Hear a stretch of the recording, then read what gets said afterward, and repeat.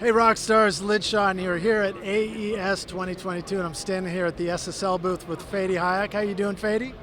I'm really well, thank you. How are you? Doing great, man. Great to see you again. I guess last time I saw you was at NAM and on the other coast. That's right, yeah. It was fun back then too. Well, last time we were there, you showed us a bunch of cool stuff that you're doing here at SSL, including the new controllers and new plugins. But you guys now have the new 4000B plugin as well, so I thought maybe you'd give us a chance to tell us what that's all about. I would love to. Yeah, we actually announced this morning to the world, so the whole world now knows about it. This actually goes back to the genesis of SSL. There was the first SSL console. Most people believe is the 4000E, but there was actually a series before that called the B, 4000B. And the Stone Room in England was one of the first consoles to actually have that. Sorry, one of the first studios to actually have that console. So, In the Air Tonight is reminiscent of that sound. If you ever go back and listen to that track, dun dun dun dun dun dun dun dun. Yeah, exactly.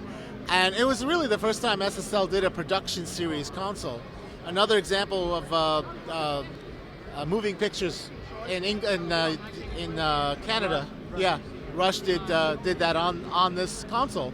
So there were only about 6 of these worldwide, and it of course then it was superseded by the E series, which blew up, and everybody knows what that is. So we went back to that. We went back and actually modeled the original channel strip, the Jensen transformer on the mic pre, the DBX, VCA, all of those things that made that console unique, and decided to make a plugin out of it. We call it the 4000B. That's awesome. Now, part of that In the Air Tonight drum fill sound, the Phil Collins sound, is also like the talkback compressor or something like that, the SSL compression as well? That's right, yeah. There was some trickery done on that, where they rewired the LMC, which is called the Listen Mic Compressor, which is this really, really very squishy compressor. And they ran it through the drums to get those tom sounds the way they did. Awesome. Well, let's take a look at the plugin. We'll get in close here and get a good view on it. And go ahead and, feel free to stick your finger in the shot so you can see what's going on, showing Absolutely. off. So the first thing you'll notice is that it's laid out the same as the channel strip. And the reason why we did that is because this is fully compatible with the UC1. So users of the UC1 will get access to this plugin with their update. That's awesome. I have the UC1 and I love it. Yeah, exactly. So you notice that the layout is similar. The first thing you might notice is look at the compressor. It has ratios that are very familiar. These are bus compressor layout. So this is actually the original bus compressor. It was a channel compressor on the B series. So we've modeled it exactly the same way. So it's very, it's a mono version of the bus compressor. Still slightly different characteristics, and very punchy though. So this is, if I'm familiar with like the channel strip 2, this would be variable, but in this one you actually select those exact ratios. Right. Those are fixed ratios. So you'll notice that you have fixed ratios. You also have now a 100% mix, so you can mix the amount of compression. So if you want 50% compression, 50% no compression, you could do a bit of a sidechain compression effect there.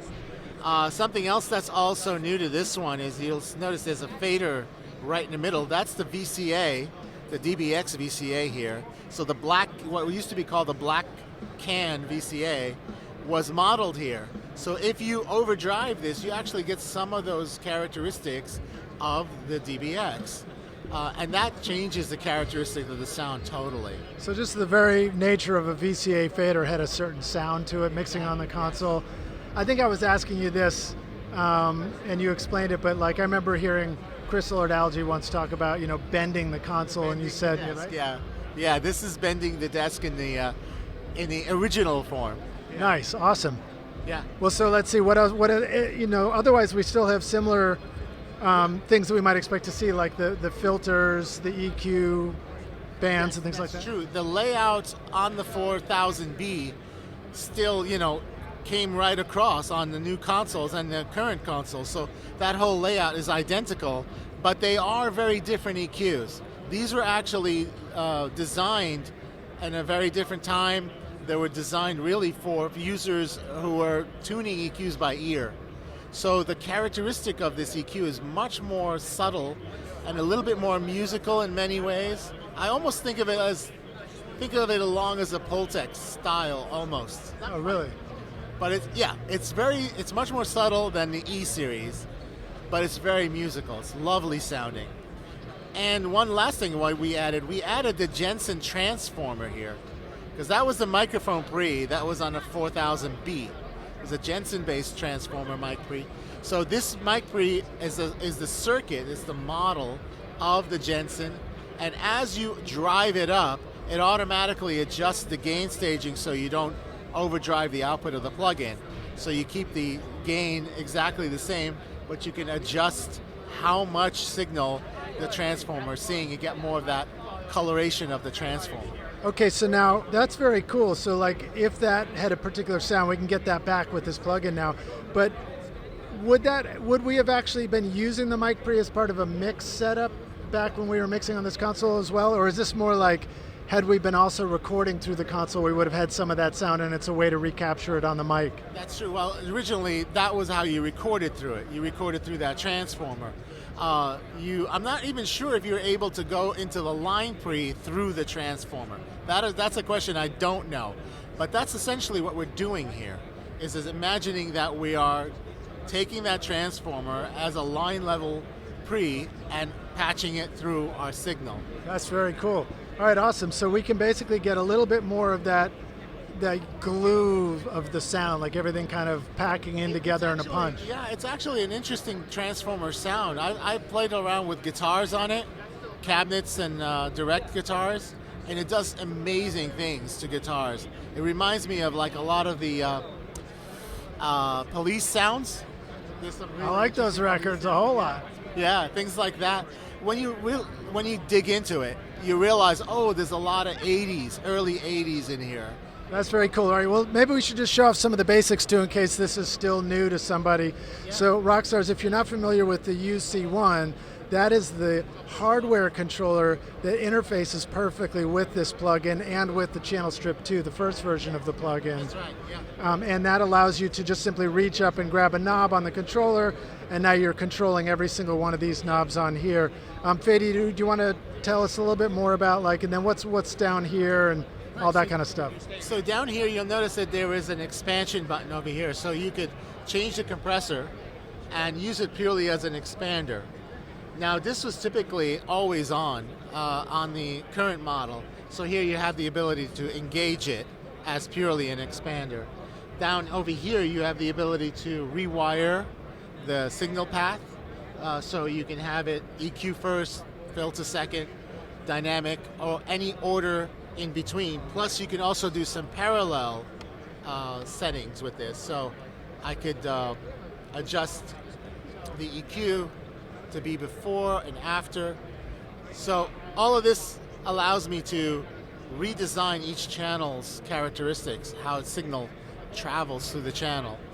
Now as far as how it ends up working with the UC1, it's identical. It's pretty much the similar interface that you notice with the Channel Strip 2, with one exception, is that now you've got a fader.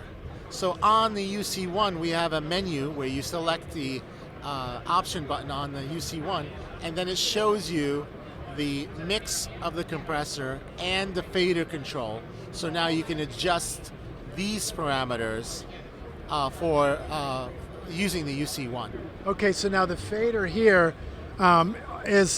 this reflects the fader that shows up in the 360 plugin as well? It does. It does show up as the fader. It becomes the fader circuit. So in essence, what you're doing is you're mixing old school SSL with new school SSL on the same desk. Okay, cool. And then Rockstars, just to clarify, this talks directly to Pro Tools as a plugin, but it also talks to the 360 application. That's why you have solo and cut here. Do we have the 360? Can we pull it up, or should we just? Okay, cool. Let's pull that up and we'll take a look at it in case you hadn't seen this. But it is super cool. And there you have basically an entire SSL mixing desk that is controlled by the UC1. If you have the UF8 fader pack, that controls all the faders and the mutes and the solos as well. As you add more plugins, this reflects it automatically. So it looks at what you're doing on your console in Pro Tools and reflects it identically inside your workstation. So if I add another plugin here, now we go back to this mixer here, and there it is. It just added an extra channel. Oh, wow. All right, very cool. Yeah, so the whole notion of this idea was to provide a interface that is mixing centric primarily, and the layout of the SSL mixers is well known, and if you're also working with a UF8, it becomes more tactile with the UF8 because UF8 reflects all of these conditions exactly the way you'd expect them to be. Awesome. Well, you know, I've had the pleasure of mixing on SSL. You know, we used to work together where I would take an AWS console down to my Bonnaroo hay bale studio and, you know, have to mix super fast because everything was happening in real time. Yeah. And it's just really exciting to see that you guys are building tools that are going to allow us to do that when we're working in the box in the computer back in our home studio. And that is really the focus, is how do we create the environment that you no longer have to think about where things are, but they're always in the place where you'd expect them. And that's really the power of a console. It created a layout that has stood the test of time. I mean, every digital workstation has a representation of it in some shape or form. But there's something to be said for people copying this layout all the time. And it's because it works. It works really well, and you know, you mix as a mixing engineer, you don't have to think about it. You just do your thing. Well, every time I interview a mixer who knows what they're talking about, they always talk about wanting to be able to work at a speed of creativity and not you know, Right. put the technician away for the creative part. So let the rock stars know, where can they go learn more about this if they want to get started and check it out. What do they do? They can go to www.solidstatelogic.com. It's right there on our website now. UC1 owners have the access to it now, so they can download the latest update. And yeah, so it's all available on our website. Awesome. And they can get a demo of it if they want to try it out first too, you said? I'm not sure the demo's online just yet, Okay. but I think it's coming. Yeah. Cool. Well, I got a UC1, so I'm going to go home and download this right after this show. So Yeah, it's actually funny because we broke our website because the response was so strong. Yeah. So we apologize if you weren't able to get to it. I'm sure we're getting it worked out as we speak. awesome. Thanks, Fadi. Thanks for doing another show and tell.